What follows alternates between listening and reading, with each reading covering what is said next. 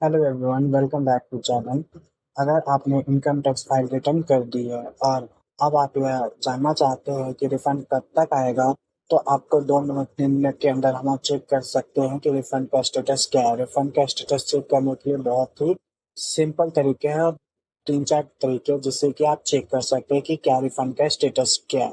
तो सबसे पहले आपको अगर आपको चेक करना है तो देखिए, आपको यहाँ पे इनकम टैक्स की साइट पे जाएंगे। इनकम टैक्स की साइट पे जाने के बाद आपको फर्स्ट स्टेप यहाँ से आप चेक कर सकते थे, जैसे नो योर रिफंड स्टेटस। तो देखिए, यहाँ पे पहले ये लास्ट ईयर तक था, बट अब ये चेंजेस हो चुके हैं। चेंजेस होने का रीजन ये है कि आपको अब प्री लॉगिन मोड्स जो होते थे और उसको शिफ्टेड कर दिया गया पोस्ट लॉगिन में। जब तक आप लॉगिन नहीं करेंगे तब तक आप चेक नहीं कर सकते कि आपका रिफंड का स्टेटस क्या है।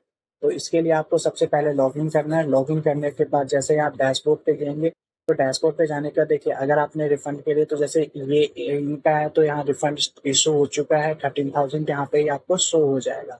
रिटर्न प्रोसेस है, रिटर्न प्रोसेस डेट भी आ जाता है कब का हो रखा है क्या उसमें है।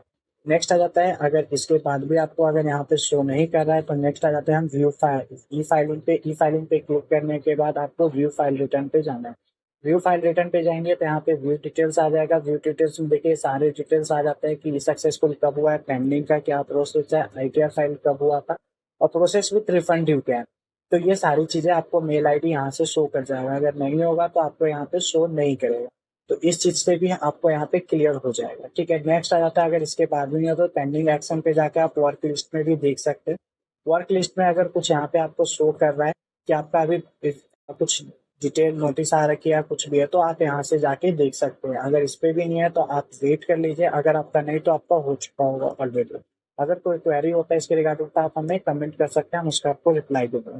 नेक्स्ट, अगर यहाँ से भी नहीं होता तो आप ग्रीवेंस पे जाके सबमिट ग्रीवेंस कर सकते हैं। सबमिट ग्रीवेंस के लिए आपको यहाँ पे ई फाइलिंग एओए सीपीसी और सीपीसी आईटीआर के लिए आपको करना है।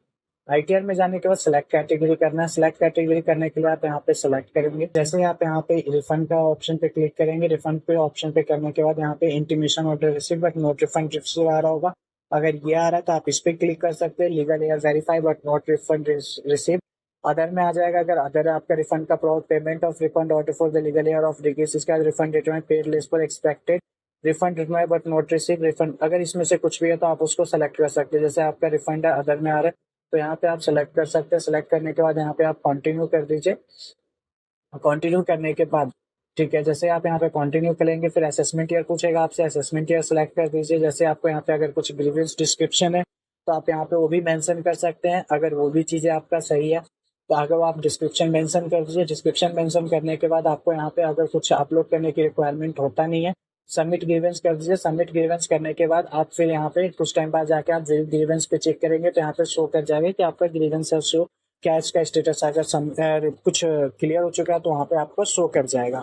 ठीक है, अगर वीडियो अच्छी लगी होगी तो लाइक जरूर कर दीजिए और चैनल को सब्सक्राइब कर दीजिए और दोस्तों में जरूर शेयर कीजिए, जिससे अगर उनका कुछ रिफंड का प्रोसेस पेंडिंग पड़ा हुआ है तो वो जरूर इस चीज़ को क्लियर कर लो।